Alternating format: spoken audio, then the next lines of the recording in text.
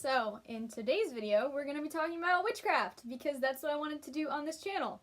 So that's what we're doing.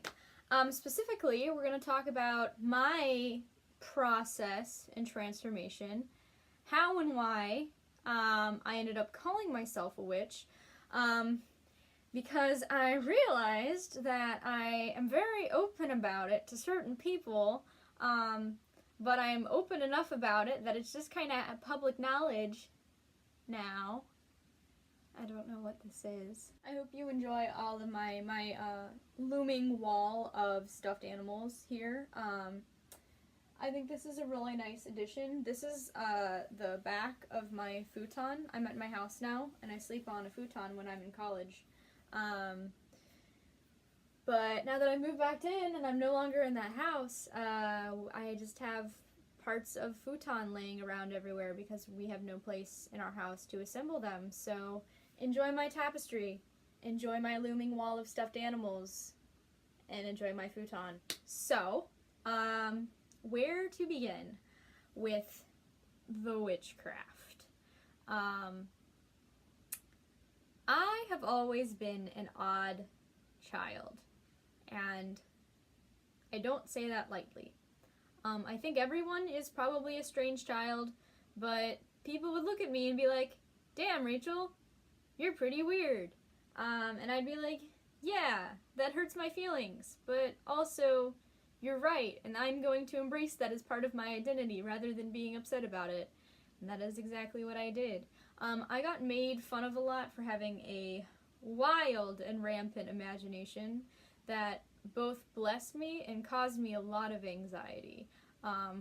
I was making all of these imaginary worlds in my head and writing. I was writing so much as a kid. I wanted to be like a novelist, like as a full-time job, because I was inspired by J.K. Rowling, who made millions of dollars off of the Harry Potter series, and I wanted to make millions of dollars off a fictional series. So I decided I wanted to be a writer. So I kept writing, and I still do write, but not as much. I turned my attention to theater because I have a lot of varied interests, and I felt it was a good way to kind of integrate all of them all together, all at once. Anyways, I was a weird kid. I talked to plants. I only did this a couple times, but I remember specifically, very specifically, when my parents bought these like tiny little trees that we were gonna plant in our backyard, and I just got it in my heart of hearts that if I talked to this little sapling tree, it would grow better. So I was in kindergarten or first grade. I was very young. I was learning how to read. So I'd take my little reader books and I'd go sit out by this tree and I would read it stories. Because I wanted it to grow. Looking back on that, that's incredibly witchy. I also collected sticks and rocks. You know what I do now? Collect sticks and rocks. So really, my new theory is that no one on this bitch of an earth ever changes. We're all the same all the time. It's just a matter of becoming more of who you already are. And that's my theory. May or may not be legit in certain cases, because I do believe that there are some people who maybe are on the wrong path for a really long time and then come back, but I don't know. In my case, I just became more of what I already was. So the witchcraft. I was raised Catholic. I was around church iconography, pictures of Mary, pictures of Jesus, the beautiful golden monstrance that they keep the Eucharist in sometimes, all of that beautiful art and imagery, all that stuff that inspired the Met Gala this year. That's what I was around constantly. You know, my family went to church every Sunday. We're very religious. My family's still very religious. That hasn't changed. They know that I call myself a witch because I posted it on Facebook, and I know that they saw it because they gave me a photo album of my travels to California, as you can see here. And they know. So, calling myself a witch. I hear the garage door, which means that my family is home now. So, I guess they're gonna hear me talk about this. Alright, here we go. No time like the present. They already know anyway. So, I was raised very Catholic. However, I always felt very highly intuitive. I was always talking to my guardian angels. I was always talking to anyone who would listen. I am clairaudient, so I actually hear and occasionally feel, which I think is claircognizant or clairsentient. One of them. I get them very confused. But I like hear and feel things constantly. It's kind of like when you're praying, and I don't know, depending on what your wisdom modifier is, if you go by D&D lore. Here's me comparing real life praying to D&D lore. You might occasionally hear voices from God back. That's always been me. I thought that was normal. I thought everyone just randomly talked to their guardian angels. I thought everyone talked to animals. I thought everyone talked to plants. I thought everybody felt and understood these things talking to them back.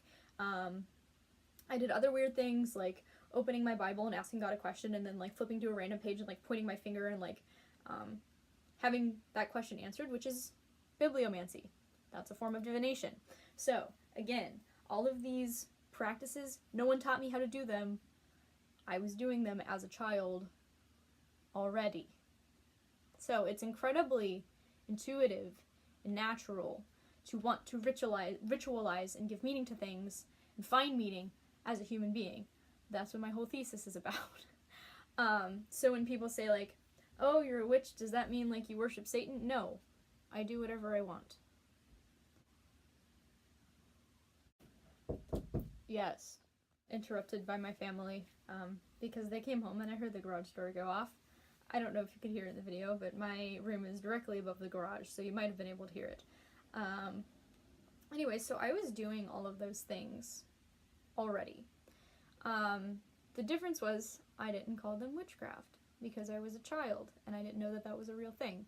My first experience with hearing witchcraft as a real thing that people might actually practice was not the Harry Potter scare, because I didn't believe that that was a real thing that people were doing, though that's totally valid if that's how you got into witchcraft. Was actually because I went to Catholic school for 12 years, which is a whole other video on its own. I went to Catholic school for 12 years, and we would go to daily mass and have confession services and stuff like that, and one time we had this really archaic priest. Super pre-Vatican II, wears like the dress instead of the like the pants. He's one of those guys who like wants the mass to be in Latin. So anyways, he was giving our assessment of conscience. I'm a really bad Catholic, I forget what it's freaking called. Anyway, he was doing that thing, and he said, have I engaged in astrology, tarot cards, or the occult, witchcraft, and blah blah blah blah blah. And a kid in our class who was like the known atheist of the time, like actually like laughed out loud at that point, and like I thought it was fun. I was like, what, like astrology, like no, like nobody like believes in that, although I totally believed in that at the time and still do. Though also I have mixed feelings about astrology. That's a different post on its own. I think it's cool, I think it's legit. I don't know enough about it to make a conclusive decision on my own. So anyways, he was saying that, and I was like, that's weird. But it kind of stuck on me for some reason, because I was like, if it's in there, it means that people are doing it? For real? Like, not Harry Potter? So, but that was the first thing, and that was like years and years and years before, anything ever I'm gonna say happened. I'm gonna say that this happened to me. Let's put it like that. So, enter college. College is a very stressful time. Sometimes humans need to ritualize in order to cope with stress, especially when you have as big and raging emotions as I do. So that's exactly what happened. I actually started getting depression really badly after my first semester of college. It was the first time my depression flared up in typical depression symptoms. I think I had depression before as a lot of anger, especially when I was in high school because I didn't know that a symptom of depression could be anger, constant anger, but it can, and I learned that only later when I went to a therapist. So my depression manifested as typical depression, what people think of, where I couldn't get out of bed, that kind of stuff. I was having a really hard time maintaining going to my classes, that kind of stuff. And it only got worse as I went into the summer, and I didn't know how to deal with it. And at the time, I was actually doing like another YouTube project that I later abandoned, where I wanted to pretend to be like some of the Greek gods, like if they came to Earth and if they were vlogging, and it was a really like cute idea, but I got bored with it really fast. But I decided for my first couple videos, I wanted to be Hecate, who, if you are a witch, you know, is the goddess of witchcraft. So I was doing this, and I was like, this is probably a real thing that people think, and she's probably a real goddess that some people out there in the world probably still worship, so maybe I should learn some things about her, so that she's not just a character, I'm actually doing some kind of like accurate representation of her. And I started learning first about Hecate, and then about like the practice of witchcraft as a whole, because I knew nothing about it. And I realized that when I was reading, a lot of the stuff was stuff that I did naturally in my life anyway. I learned about energy in an acting class, so it was all about like centering and grounding, and you use like the golden ball of light, envision the golden ball of light and whatever, but it actually really connected with me in a weird way, and I started trying to incorporate the idea of energy into like other aspects of my life. So I was already doing that when this happened. And I was like, oh, it's just energy. I know how to move energy. And then I was like, oh, all they're doing is just putting energy and intent into different things, which is literally what any ritual does ever. So I was like, that's cool. I kind of do that already. So then I made it intentional. Since my depression was really bad, and I was feeling super depressed all the time, I decided that I was going to start, like, doing a ritual to bless my bath water to help me feel better. Basically, I wanted to try to wash my depression off of my body. And because I was super Catholic at the time, and I am still super Catholic, I just prayed to God to make the bath water holy water. And I just laid in it. And I got out, and I felt fucking fantastic. It was more effective than any, like, church service that I had ever gone to. And when I was retrospectively thinking about it, I realized it was because I was actively involved in it. And that's something that I always craved. As a child, I wanted to be a priest. But as a Catholic woman, I'm not allowed to do that.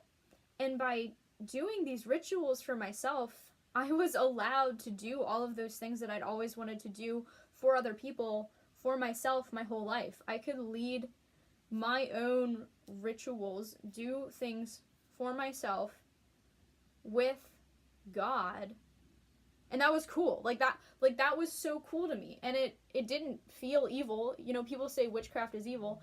It's just doing rituals. Like, that's all it is. Every freaking religion on the planet does rituals. I'm sorry. Like, there's no difference. It's just a matter of what you want to call it. The reason that I call it witchcraft and not just regular ritual is because that's the word that I prefer. Like, it's a spiritual practice. That's it. That's all it means. It is a spiritual practice in which you do spells, which are rituals, for certain things. Like anything else, it can be good, and it can be evil. And that's actually something that my family has been really good about, in their Catholicism. They're very Catholic, but they're not, really, like stingy and, like, mean about it. It's kind of like, we trust you that you're doing the right thing. Everything can be good and everything can be evil. So, and I think that that's cool about that. So I haven't really necessarily felt like I'm facing a lot of resistance. I also haven't had a conversation about it with my family. So, we're just kind of skating by on this place of like, that's weird. All right. But that's fine. I'm gonna do my whole thesis project about it, and it's gonna be like a weird coming out play, and that's what it is. So that's how it started. But I wasn't calling myself a witch at that time when I was doing the bath magic. I wasn't calling myself a witch because I wasn't fully ritualizing. I wasn't using like crystals or anything. I was just praying with hand motions. I was just praying with hand motions, essentially. So I didn't call it that because it also kind of made me uncomfy. However, the fall of the start of my sophomore year, I went through the worst period of my life that I am still recovering from. I'm not over it. It's still part of why I do witchcraft, because I have trauma and flashbacks from that, actually. Very personal stuff that I don't want to get into. Oh my god, I'm tearing up a little.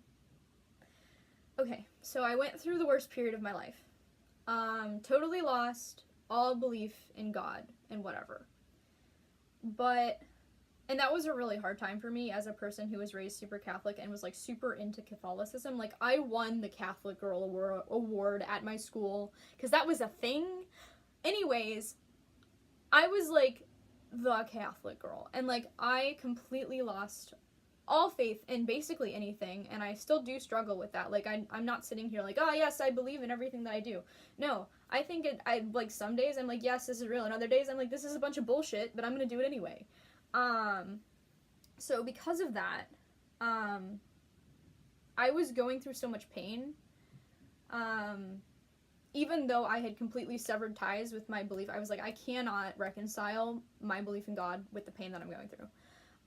But I kept wanting to pray. I don't know if it was like a habit. So I needed something else to like replace with that habit, because that's what you're supposed to do. And I found myself, because I was like, I need a way to comfort myself. Like, I used to do it through praying, but that doesn't feel right anymore. And I found myself like going into nature and just laying on the ground and like meditating, and like I found like meditation and mindfulness, and I'd go out and I'd talk to trees, and I'd talk to the pond, and I'd talk to like whatever else. And that comforted me.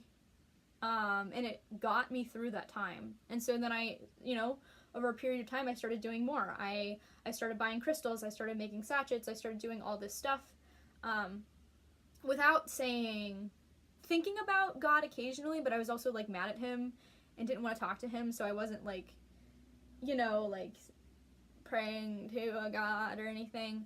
But I was doing rituals for myself to help myself. And that felt really good. And that actually healed part of the rift in my spirituality that I still actively deal with. So to me, witchcraft has already inherently been about healing from trauma. And I think it's so interesting that like the witch, as a figure, is, historically someone who is othered, who is traumatized, who's ostracized from his society, and yet she has power in herself, because she doesn't need permission from anyone else to do the things that she's doing, because she knows that they are right for her. And that's basically where I came to, because after I got through the worst of it, I'm not through it, because that's how trauma works. But after I got through the worst of it, like the initial like hit on the head, like the blunt of it, I started slowly reconnecting to my old religion, Catholicism, and finding ways that I still connected to it, but now with like a different flavor, with some witchcraft. So the Catholic Church I don't think would call me Catholic, but that's okay. I really don't need their permission to do my stuff. I'm getting more text messages from my family, so I'm really distracted. But yeah, so that's a little bit about how I became who I am and why I'm doing what I'm doing, because I think that ritual and spirituality and witchcraft have power to give people permission. And that was something that one of my professors actually was just telling me about. She says, your thesis is about giving yourself permission, like, to do ritual because that's what you were told you couldn't do in your, you know, religion, is that you can't perform these rituals because you're not a man. And I was like, yeah, it's that is a lot of it, is just giving yourself permission. You know, I've been through a lot. There's a lot more to talk about, like how I ended up mixing Christianity and paganism, and then there was a whole thing with Aphrodite, and then like God was there, and like okay, there's a lot of weird stuff going on in my spiritual life. But it's also not weird, because everything's weird, and if everything's weird, then nothing is weird. So that's what that is. I know that I'm on the right path for me, and it feels really freaking great to say that, actually, which is why I'm making a whole thesis about it. And I've done tons and tons of research on ritual, and it's just something that makes me really happy, because I know that it has personally helped me change and grow and get through, you know, a really, really, really shitty time in my life, which is really cool. It's so cool. So yeah, that's how and why I call myself a witch. I identify as a Christian witch, an eclectic witch. Christian witch because I do still work with the Christian God. However, I also have worked with Aphrodite. Eclectic witch because of the Aphrodite thing. Because I don't really follow a traditional path. I kind of just feel it out as I go. I do sea witchcraft when I'm at the ocean. I do stuff with the moon. I do a lot of candle magic. All that kind of stuff, and it's great. So that's me. I'm a Catholic with a question mark. But I actually read a really great book about that kind of like made me feel validated, and it was called The Catholic Imagination by Andrew Greeley, and it actually is about how Catholicism predisposes Catholics to see magic in everything. And it was great, and it's gonna work in my thesis, and I'm so excited about it. But that was the inspiration for the Met Gala this year, actually, when everybody did all the, like, weird Catholic imagery, and, like, Rihanna was in whatever she was in, and then Lana Del Rey had, like, the angel thing going on. Anyways, yes. I do credit my Catholicism with imbuing this sense of divinity being everywhere in me, which is kind of what allowed me to be in this space that I'm in now, which is really cool. So that's me. I also kind of want to talk about, like, maybe in my next video I'll talk about, like, tarot, or, like, maybe my experiences with Christopaganism, which is what I kind of technically am, or Aphrodite, or different kinds of magic that I do. I don't know. Let me know what you want to see. I know I don't have a lot of followers on this channel yet, but, like, I'm open. I'm gonna do a lot. I'm also gonna talk about D&D. Maybe I can do some D&D magic. Anything can be magic if you make it that way, because that's what it is. It's just about, like, effort, intent, like, that's all it is. So, yeah. I hope to keep you all up to date on my thesis and all of my research, because I am a nerd when it comes to performance studies and ritual, and that's it's interesting because it's like studying what I do, which is cool. It's like I'm a witch, I'm an actor, I'm a performer, I do rituals, and I perform. What is performance study? What is performance studies study? Ritual and performance, and all, like, and how different kinds of performances are rituals, and well, my area of performance study is ritual. There's other areas of performance study, but ritual is a big part of performance studies. And I'm down for that. So that's cool. That's where I am. The short amended version of this is I have a lot of feelings, and I cope with those feelings with witchcraft. It's that simple. So yeah, that's me. I don't know how to end videos still, so I'll see y'all next time.